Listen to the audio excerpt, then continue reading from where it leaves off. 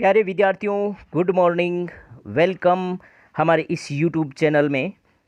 YouTube channel को ज़्यादा से ज़्यादा सब्सक्राइब करें, लाइक करें, कमेंट्स करें, ताकि हमारे नए अपलोडेड वीडियो आप तक समय पर पहुंच सकें।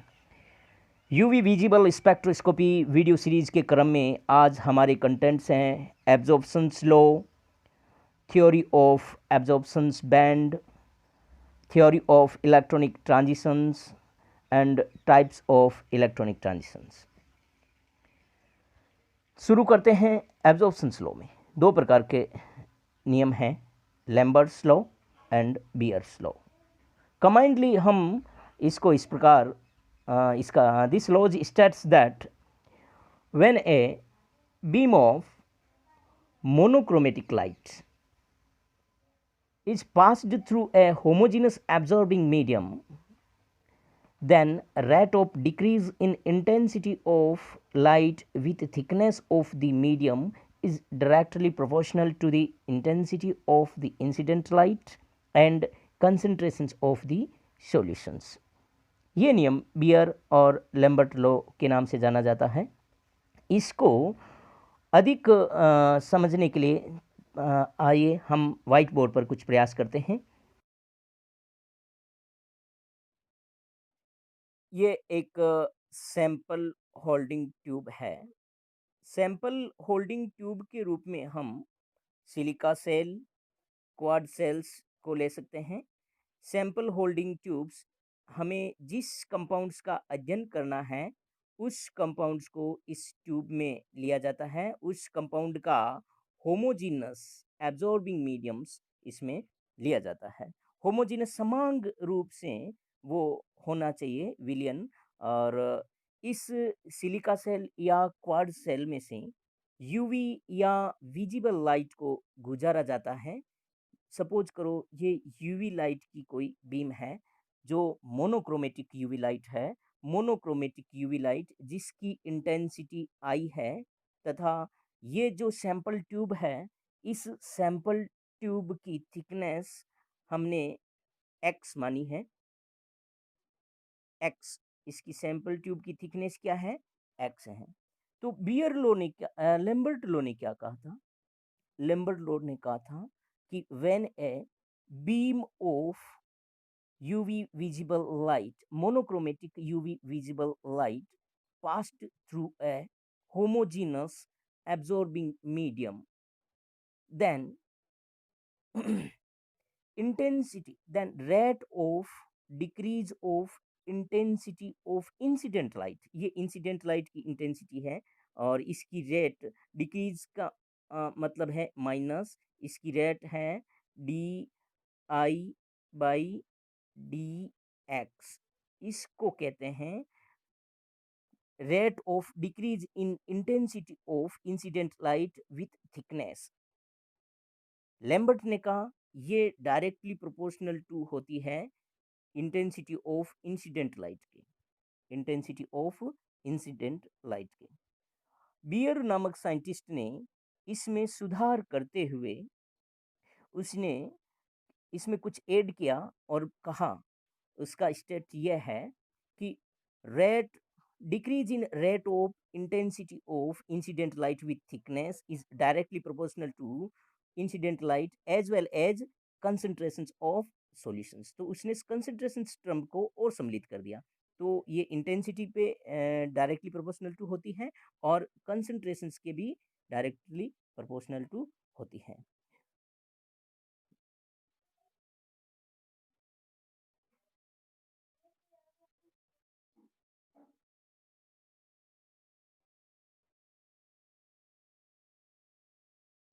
तो इसका मैथमेटिकल डेरिवेशन इस प्रकार है, माइनस DI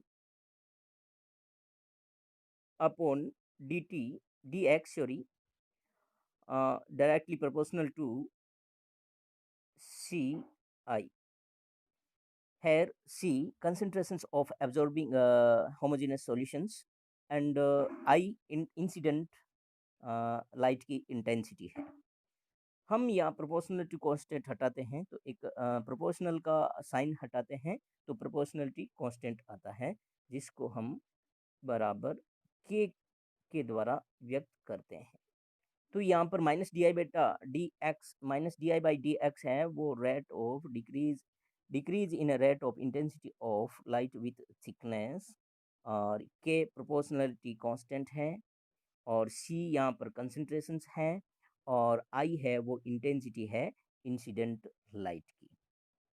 हम इसको इस प्रकार भी लिख सकते हैं, माइनस डी आई बाई आई बराबर के सी डी एक्स। यहाँ डी एक्स है थिकनेस, थिकनेस का स्मॉल पोर्शन है वो डी एक्स है, और इसका हम इंटीग्रल या इंटीग्रेशंस करते हैं, तो हम इंटीग्रेशंस करेंगे।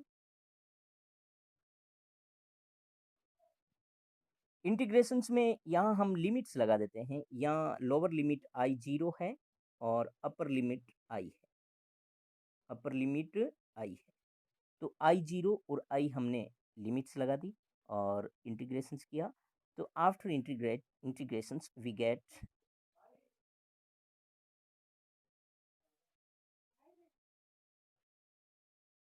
Minus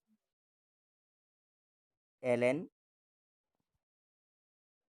I by I zero is equal to K C X, K C x.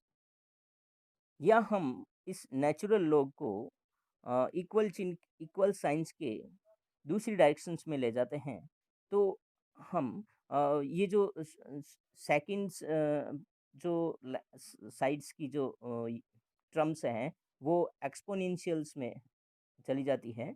जैसे हम इसको इस प्रकार भी लिख सकते हैं, I by I zero is equal to exponential minus k C X, या आई बराबर आई जीरो एक्सपोनेंशियल माइनस के सी एक्स। या आप देख सकते हैं आई इंसिडेंट आई है वो होमोजीनस मीडियम्स में गुजरने के बाद की इंटेंसिटी है, और आई जीरो है वो इंसिडेंट लाइट की इंटेंसिटी है। तो किसी भी माध्यम में से गुजरने के बाद हम इंटेंसिटी को ज्ञात कर सकते हैं इस सूत्र या इस इक्वेशंस के द्वारा। चलो इसको दूसरे वे में भी और एक्सप्रेस कर सकते हैं। दूसरे वे में एक्सप्रेस करने के लिए देखिए, यहाँ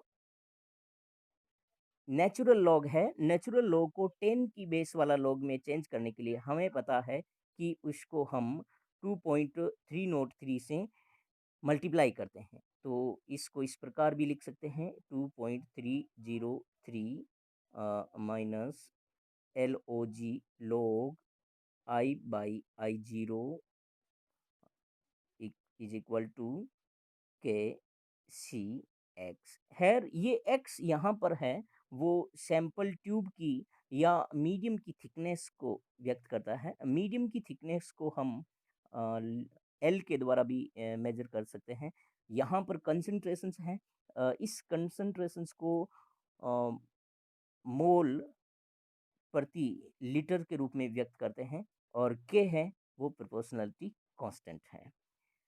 ये 2.303 को हम पक्षांतरण करते हैं, इक्वल चिन्ह के दूसरी ओर ले जाते हैं, तो यहाँ हमें ये टर्म्स प्राप्त होती है, माइनस लोग आई zero I by I zero बराबर के 2.303 सी एक्स। सी एक्स या सी एल कर दिया मैंने, एक्स को इसमें व्यक्त कर देते हैं हम लेंथ को एल में। या आप देख सकते हैं के बाई 2.303 इस ये एक अनदर कांस्टेंट हो गया, इसको हम एप्सिलॉन या ई से व्यक्त कर देते हैं। तो यहाँ पे मैं क्या लगा देता हूँ, ई, या एप्सिलॉन। और ये जो टर्म्स आप देख रहे हैं minus log I by I zero, I by I zero, इस ये एक नई टर्म्स हैं। इसको हम एब्जॉर्बेंस कहते हैं। Absorbance minus log I by I zero, या माइनस का चिन्ह हटाएंगे तो हमारे पास आई जीरो ऊपर चला जाता है और आई नीचे रह जाता है। log I zero by I को हम एब्जॉर्बेंस कहते हैं, तो इसकी जगह में एब्जॉर्बेंस एक लिख देता हूँ। तो इस प्रकार हमें एक ड्राइव्ड फॉर्मूला या इक्वेशन प्राप्त हुई, A is equal to E C L.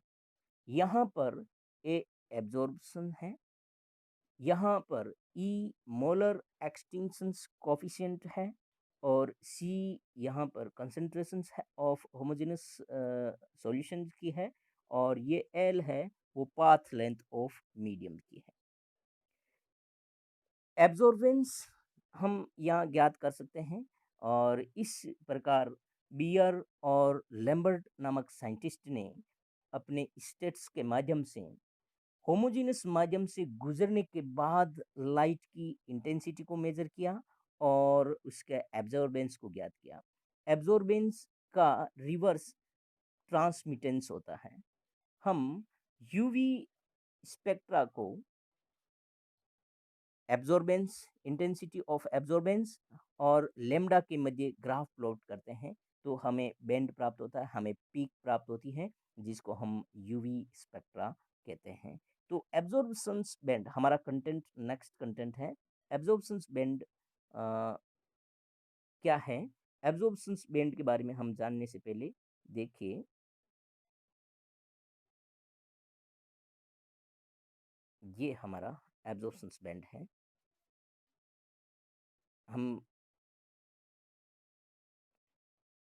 Absorbance of intensity of absorbance और लेमडा के मध्य ग्राफ प्लॉट करते हैं, तो हमें एक ब्रॉड पीक प्राप्त होती है, ब्रॉड पीक प्राप्त होती है। और इस ब्रॉड पीक का जो मैक्सिमम पीक पॉइंट है, इस पीक पॉइंट का से संबंधित जो लेमडा है उसको हम लेमडा मैक्स के रूप में व्यक्त करते हैं, या लेमडा मैक्स कहलाता है। और लेमडा मैक्स से रिलेटेड जो है उसको हम ई मैक्स या मोलर एक्सटेंशन कोफिशिएंट मैक्स के रूप में व्यक्त किया जाता है। प्रश्न यहाँ है कि जो यूवी स्पेक्ट्रा का जो बैंड है वो हमें शार्प बैंड नहीं प्राप्त होकर के हम ब्रॉड बैंड देखते हैं। इस ब्रॉड बैंड का कारण क्या है? इस ब्रॉड बैंड को एक्सप्लेन करने के लिए हम थियोरी ऑफ फॉर्मेशंस ऑफ एब्जॉर्बेंट्स के बारे में, एब्जॉर्प्शंस बैंड के बारे में जानेंगे।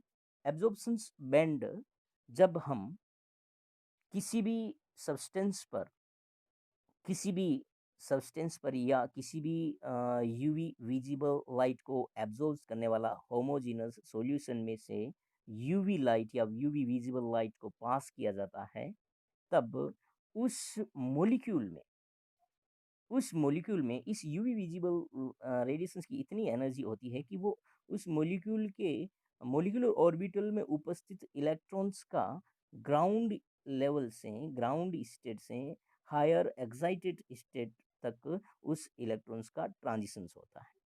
इस इलेक्ट्रॉन्स के ट्रांजिशन से उस इलेक्ट्रॉन्स के ट्रांजिशन से एक सर्टेन अमाउंट की एनर्जी का अवशोषण होता है, और उस सर्टेन अमाउंट की एनर्जी से रिलेटेड जो लैम्डा होता है वो पर्टिकुलर मॉलिक्यूल्स के लिए पर्टिकुलर होता है, जिससे हम किसी भी कंपाउंड्स का अध्ययन कर सकते हैं, किसी भी कंपाउंड्स को आइडेंटिफाई कर सकते हैं, और उससे संबंधित जरूरी हम इंफॉर्मेशन प्राप्त कर सकते हैं। तो देखिए एब्जॉर्प्शंस बैंड के बारे में। एब्जॉर्प्शंस बैंड हमें ब्रॉड क्यों प्राप्त होता है? इसका कारण ये है कि सपोज कीजिए ये इलेक्ट्रॉनिक स्टेट या इलेक्ट्रॉनिक लेवल है, मॉलिक्यूलर इलेक्ट्रॉनिक लेवल है। ग्राउंड स्टेट लेवल, और ये मोलिकुलर एक्साइटेड जो ग्राउंड स्टेट है या एक्साइटेड लेवल है। तो यहाँ पर मोलिकुलर ऑर्बिटल्स का ग्राउंड लेवल है, ग्राउंड स्टेट मोड है, और ये एक्साइटेड स्टेट मोड है। मोलिकुलर ऑर्बिटल्स में इलेक्ट्रॉन्स पेयर्ड होते हैं। पेयर्ड इलेक्ट्रॉन्स जब यूवी विजिबल लाइट प्राप्त करके सफिशिएंट एनर्जी के द्वारा ये पेयर्ड फॉर्म में नेक्स्ट एक्साइटेड स्टेट में जाते हैं, तो एक निश्चित अमाउंट की एनर्जी प्राप्त करते हैं। और इसके अकॉर्डिंग यदि ये इलेक्ट्रॉन्स ट्रांजिट करके अपनी स्पिन पेयर्ड रखता है, मेंटेन रखता है, और नेक्स्ट एक्साइटेड स्टेट में चला जाता है, तो हम इसको अ, इसको एक्साइटेड सिंगलेट स्टेट कहते हैं। ये एक्साइटेड सिंगलेट स्टेट, और यदि ये एक्साइटेड इलेक्ट्रॉन्स यदि अपनी जो स्पिन पैड है वो मेंटेन नहीं रख पाता है, और स्पिन पैड मेंटेन नहीं रख पाता है और स्पिन फ्री हो जाता है, या हम इसको कहते हैं स्पिन इसका पैरेलल हो जाता है, जैसे ये इस सेकंड वाले में बताया मैंने, इसको हम एक्साइटेड ट्रिपलेट स्टेट कहते हैं।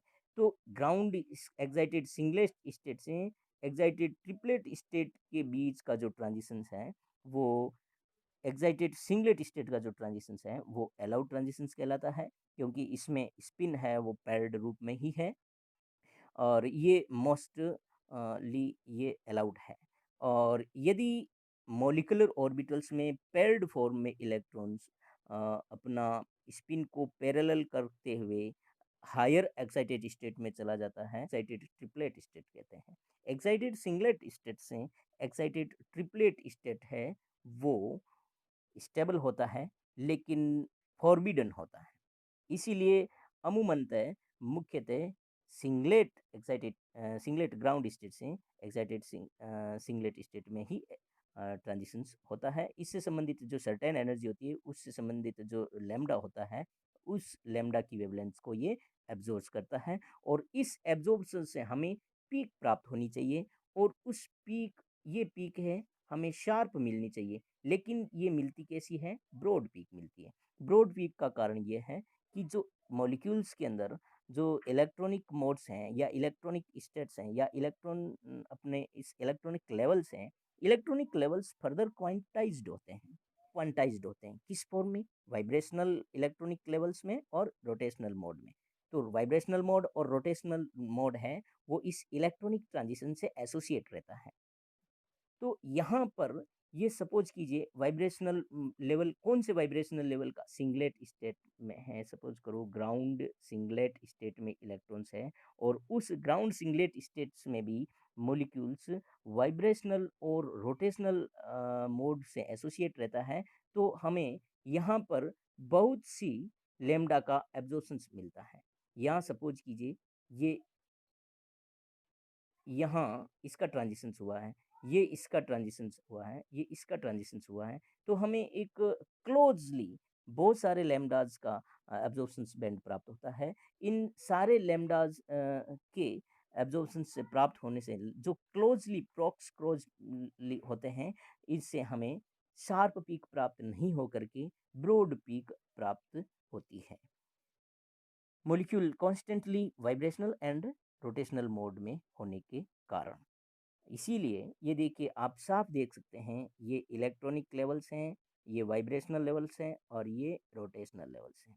तो इलेक्ट्रॉनिक्स लेवल है वो फर्दर क्वांटाइज्ड होता है वाइब्रेशनल और रोटेशनल लेवल्स के कारण। इसीलिए हमें जो ट्रांजिशंस की प्रोबेबिलिटी है वो अलग अलग लेवल से अलग अलग लेवल तक प्राप्त होती है, और इन सब से संबंधित क्लोजली हमें बहुत सारे लैम्डाज के एब्जॉर्प्शंस प्राप्त होते हैं, और इसी कारण हमें ब्रॉड पीक या ब्रॉडबैंड प्राप्त होता है। चलिए नेक्स्ट हमारा है, अब हम इलेक्ट्रॉनिक ट्रांजिशंस के बारे में जानेंगे। Types of electronic transitions. Electronic transitions के केस में देखिए, आप देख सकते हैं molecular orbitals sigma molecular orbitals, pi molecular orbitals, non-bonding molecular orbitals, pi anti-bonding और सिग्मा anti-bonding molecular orbitals होते हैं। तब इलेक्ट्रॉन्स हैं एक अपने ग्राउंड स्टेट से हायर एक्साइटेड स्टेट में जाता है तो इनको हम इलेक्ट्रॉनिक ट्रांजिशंस कहते हैं।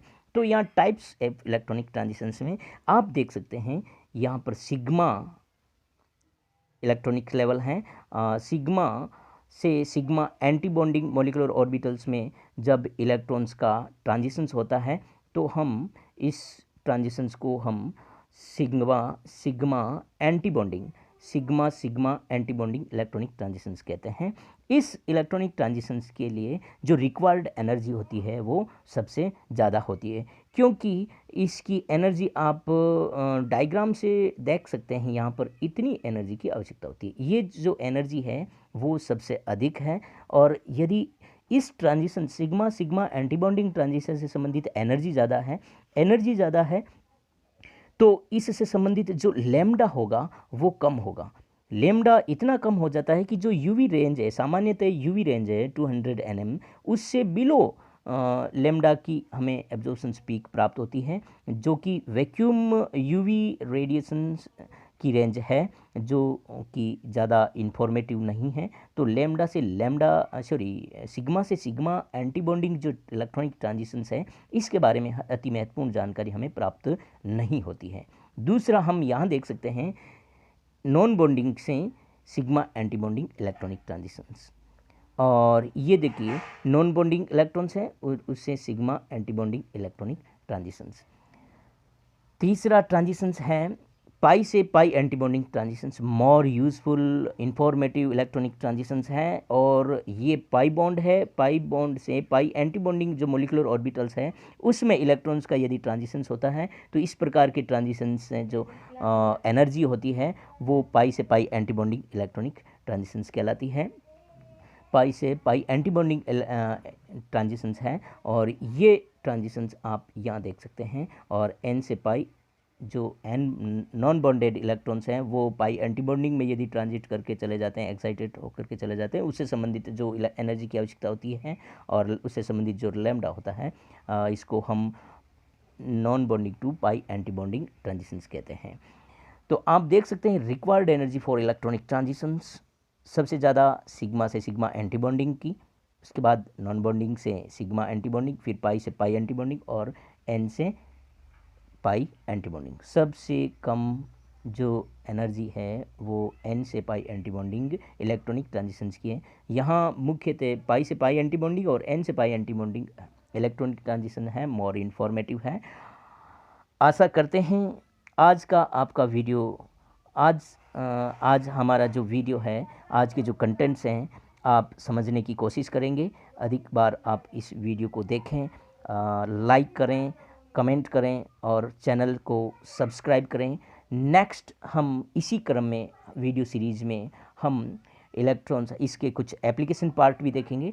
एप्लीकेशन पार्ट देखिए, हम यूवी विजिबल स्पेक्ट्रोस्कोपी के एप्लीकेशन पार्ट में हम किसी भी अननोन सॉल्यूशंस की कंसंट्रेशंस को मेजर कर सकते हैं। और हम किसी भी हमने पहले भी इसके बारे में चर्चा की है, किसी भी कंपाउंड में कॉन्जुगेशंस है या नहीं है इसका हम पता लगा सकते हैं, डिफरेंशिएट कर सकते हैं एरोमेटिक कॉन्जुगेटेड सिस्टम्स में और अन्य नॉन कॉन्जुगेटेड सिस्टम्स के अंदर। तो धन्यवाद आज के लिए। नेक्स्ट वीडियो हम जल्द ही अपलोड करने वाले हैं। आप ज़्यादा से ज़्यादा चैनल को सब्सक्राइब करें। Thank you.